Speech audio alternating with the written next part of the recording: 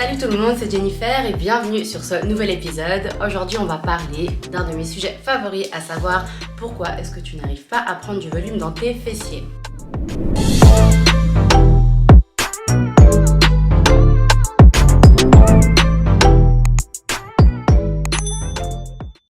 Bienvenue sur la chaîne Jenny Jen Fitness. Ici on va parler de tout ce qui est en rapport avec l'alimentation, nutrition sportive, entraînement, mais aussi bien-être de façon générale. Donc si c'est des sujets qui t'intéressent, je t'invite déjà à t'abonner à la chaîne. Donc aujourd'hui, un sujet à la mode, les fesses. Et plus principalement, comment prendre du volume dans les fessiers ou pourquoi est-ce que tu n'arrives pas à prendre du volume dans les fessiers. J'ai essayé de synthétiser, on va dire, les raisons principales qui reviennent souvent. Et je vais commencer avec le premier point, c'est la nutrition. Un facteur important pour construire une meilleure qualité de fessiers, puisque pour prendre du volume dans les fessiers, on veut prendre du muscle. Pour prendre du muscle, on est obligé de manger un minimum. Donc, mangez des carbs. Les carbs sont vos amis quand vous vous entraînez dur à la salle pour développer un muscle. On veut soutenir la diète à côté. Bien évidemment, manger des carbs, on veut aussi manger des protéines qui sont importantes dans une construction musculaire. Je ferai une petite parenthèse sur les protéines. J'ai pas mal de clients qui ont de la peine à en manger dans leur repas de tous les jours et qui se rabattent sur les shakes de protéines. Je suis absolument pas contre, au contraire. Par contre, le but, c'est pas que les shakes de protéines représentent le 70% de vos apports protéiques de la journée. On a envie que ça soit plutôt autour des 30%, etc. Donc moi, je conseille généralement 1 voire 2 shakes maximum par jour. Et encore une fois, ça dépend de l'individu, du contexte. Mais essayez vraiment d'avoir le maximum de vos apports de protéines à travers des éléments, votre alimentation de tous les jours, quoi. En ce moment, c'est beaucoup mis à la mode sur les réseaux qu'il faut être en surplus calorique pour prendre de la masse musculaire. Alors oui et non. Je pense que quelqu'un qui débute dans le monde de la musculation arrive quand même à avoir une belle différence. En étant un maintien, voire en léger déficit, on peut quand même avoir une amélioration. Par contre, c'est sûr que quelqu'un qui est plus avancé et qui pratique la musculation depuis longtemps va devoir manger en surplus. Par contre, on veut être prudent avec le surplus et évidemment, on ne veut pas qu'il soit constitué de sneakers et junk food. Le but, c'est d'avoir un surplus clean pour éviter un maximum la prise de masse grasse qui reste quand même inévitable en surplus. Mais voilà. Je ferai aussi le lien avec le prochain point. Mais forcément, la nutrition est importante parce qu'on veut s'entraîner dur pour développer ses fessiers. Et ça va être compliqué. On n'aura pas les niveaux d'énergie nécessaires si on ne mange pas assez. Donc voilà aussi l'importance d'être, je dirais en tout cas à maintenance. On va dire à maintenance si vous débutez. Le surplus, vraiment, il fait son sens. Par contre, si vous n'êtes pas à l'aise ou pas connaisseur dans le thème de la nutrition, je vous invite vraiment à peut-être demander l'aide d'un professionnel, de vous faire suivre par un coach, ou peu importe, mais plongez pas dans le surplus comme ça sans savoir ce que vous faites. Le deuxième facteur important dans le développement de fessiers, et ce qui fait que souvent vous ne prenez pas de masse dans les fessiers, c'est les entraînements. Pourquoi vous ne prenez pas de masse dans les fessiers? L'erreur que je vois souvent, c'est les filles, je m'adresse aux femmes, mais forcément, c'est la majorité des clientes qui... On va dire la majorité de la clientèle qui demande un accent sur les fessiers est féminine. Maintenant, le conseil vaut tout à fait pour les hommes. D'ailleurs, tous les conseils de cette vidéo vaut pour les hommes. Mais c'est les femmes qui viennent à la salle et qui font à chaque fois un entraînement différent. Peut-être que vous suivez des entraînements de personnes que vous suivez sur Instagram. Vous avez vu un exercice cool, je ne sais pas. On ne veut pas changer tout le temps d'entraînement. On veut avoir une routine d'entraînement adaptée et personnalisée, du moins un minimum. Pourquoi ? On veut utiliser ce qu'on appelle la surcharge progressive et c'est compliqué de traquer ses poids et d'appliquer le principe de la surcharge progressive si on change tout le temps d'entraînement. On ne donne pas la possibilité au corps de créer une adaptation et ce qui n'est pas le but voulu. On veut avoir un plan qu'on va garder sur 3-4 semaines. Dans l'idéal, on va noter les poids qu'on utilise à chaque entraînement et on va s'assurer de monter légèrement les poids à chaque entraînement, de semaine en semaine, pas de jour en jour, vous avez compris, mais de semaine en semaine.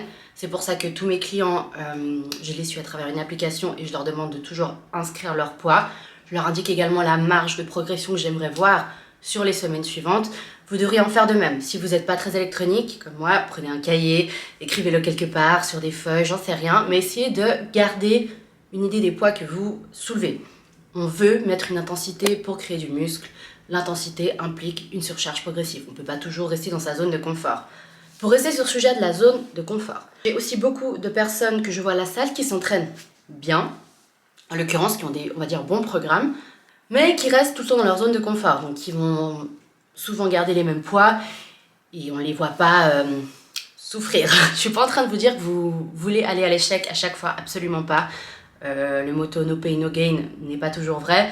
Par contre, je suis en train de dire qu'on veut mettre une certaine intensité. On veut quand même chercher de temps en temps l'échec, de temps en temps une certaine difficulté. Là, je m'adresse plutôt à la catégorie intermédiaire avancée, mais même pour les débutants, à un moment ou à un autre, ça va s'appliquer. Pour donner le signal à son corps que, ok mec, là, on n'a pas réussi à assumer le poids, on doit créer des cellules musculaires, on doit se bouger pour pouvoir assumer la prochaine fois. Et pour ça, c'est important de mettre les poids nécessaires. Si vous restez tout le temps dans votre zone de confort, vous n'envoyez pas le signal nécessaire à votre corps pour créer l'adaptation. Le troisième point que je couvrirai sur l'entraînement, c'est la catégorie de mouvements que vous utilisez. On veut utiliser des mouvements avec une charge verticale, horizontale et latérale. La variété est la clé quand on veut développer des fessiers. Souvent, je vois l'erreur typiquement des hommes qui restent trop sur le squat ou le deadlift, qui vont justement pas implémenter des mouvements comme le hip thrust, des kickbacks, des abductions. Et à l'inverse, les femmes qui passent énormément de temps sur le hip thrust et sur les abductions et qui laissent complètement de côté ce qui est squat et deadlift. Encore un point sur l'entraînement que j'ai mis de côté mais qui est très important. Le body split est très à la mode. Upper body, enfin haut du corps, bas du corps. C'est un pattern, enfin une façon de vous entraîner que vous pouvez utiliser, je n'ai rien contre. Par contre, on veut garder en tête que pour stimuler un développement musculaire à un certain endroit, on veut, on va dire, maximiser le volume de passage sur le muscle au cours de la semaine. Du coup, j'avoue que mes clientes et clients d'ailleurs, qui ont une volonté de développer les fessiers, je vais plutôt prioriser. Bref, je vais plutôt mettre en avant le full body. Bien évidemment que c'est construit avec logique, on va pas... Enfin, les exercices, les intensités sont pas mis au hasard, mais voilà, c'est vrai qu'avec un full body, on peut créer quand même plus de volume sur les fessiers et c'est très intéressant. Si vous cherchez à développer des fessiers, les travailler juste une fois par semaine, ça va pas être assez. De façon générale, là je parle à titre personnel, et les clientes, on va dire, intermédiaires avancées que je coach, le volume de passage sur les fessiers, c'est 3 fois par semaine. 3 fois par semaine, enfin les fessiers, on va dire sur les jambes, le bas du corps, c'est 3 fois par semaine, voire 4 pour les plus avancés. C'est comme ça que j'ai vu les meilleures différences, c'est comme ça que j'ai vu les meilleurs résultats. J'ai vu des beaux résultats en déjà 6 mois sur des 3 jours de passage sur le bas du corps. Donc voilà, gardez ça en tête. Pour la plupart, vous profiterez à avoir un entraînement full body pour la simple et bonne raison que vous allez maximiser l'intensité, le volume, le nombre de passages sur le groupe musculaire que vous cherchez à développer. Un autre facteur important dans le développement des fessiers, et un facteur, je dirais, important de toute façon pour n'importe quelle prise de masse musculaire, enfin peu importe l'endroit qui vous intéresse, on va dire de façon générale, c'est la constance, vraiment. Ça me fait rebondir sur les transformations. Les transformations qu'on voit souvent sur Instagram, avec typiquement ces programmes de 8 semaines, etc. Oui, vous pouvez avoir une différence, mais souvent, les personnes qu'on utilise pour ces affiches, celles qui prônent ces programmes, c'est des femmes ou hommes qui se sont entraînés sur des années. Donc c'est une construction musculaire qu'on a sur 5, 6, 7 ans. C'est pas une construction musculaire qui s'est faite sur 3 mois. La musculation, de façon générale, c'est ingrat, ça paye, mais ça prend du temps et de la constance. Donc vraiment, ne lâchez pas vos objectifs de vue, mettez-vous une routine en place que vous suivez, ayez un plan sur l'année, ayez pas seulement un plan sur 2 mois, et ayez de la patience. Si vous avez de la peine à voir les progrès au jour le jour, prenez des photos, faites des photos une fois par mois, et puis vous faites le point après 3, 4, 5, 6 mois. Je vous garantis que vous verrez une différence, mais on ne veut pas être impatient. Je rebondirai aussi sur beaucoup de fitfluenceuses qui mettent des très jolis avant-après pour les fessiers et qui apparaissent... J'ai pas envie de donner des noms et je suis absolument pas contre la chirurgie. Si c'est quelque chose qui vous aide, tant mieux. Par contre, je suis contre les personnes qui font de l'argent sur leur physique en prétendant qu'il est naturel alors qu'il n'a pas été acquis de façon naturelle. Donc voilà, les filles qui... Ce qui devrait vous mettre la puce à l'oreille, c'est les filles qui ont typiquement des fessiers très développés mais des jambes toutes fines.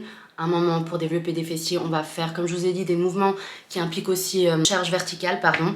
Du coup, ça va impliquer du squat, ça va impliquer du deadlift, ça va impliquer des mouvements qui vont vous faire développer les jambes. Oui, on peut mettre l'accent sur les fessiers. Par contre, des cuisses toutes fines et des grosses fesses, une fois de plus, je ne cite pas de nom. Ce n'est pas possible. Naturellement, ok.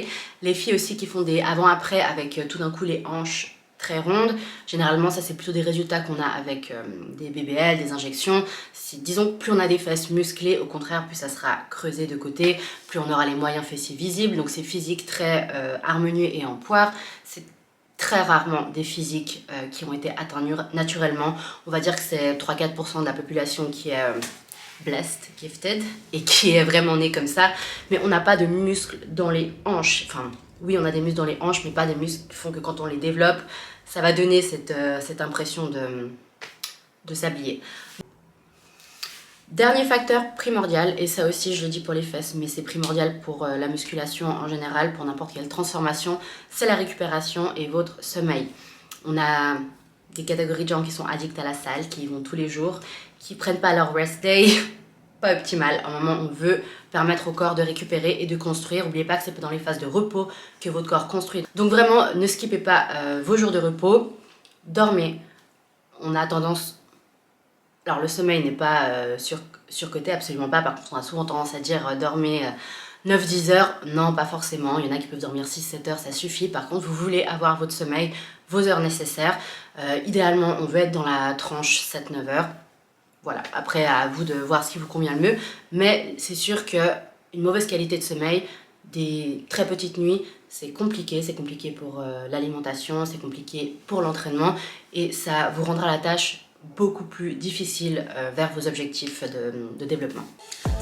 Donc voilà, je crois que j'ai fait le tour des sujets principaux pour les fessiers. Donc si je résume, on a dit qu'il y avait l'aspect nutrition qui était important, les entraînements, on veut un plan d'entraînement où on s'y tient, personnalisé, on veut aussi utiliser le principe de la surcharge progressive, l'importance de la constance, du sommeil et de la récupération. Voilà guys, c'est tout pour aujourd'hui. Merci d'avoir suivi cette vidéo. N'oublie pas de t'abonner à la page, de t'abonner à mon Instagram. Je poste régulièrement des idées d'entraînement, des tips. Si tu veux suivre ou avoir plus de conseils, voilà, viens donner de la force. On se retrouve très bientôt pour une prochaine vidéo et je vous souhaite une bonne journée.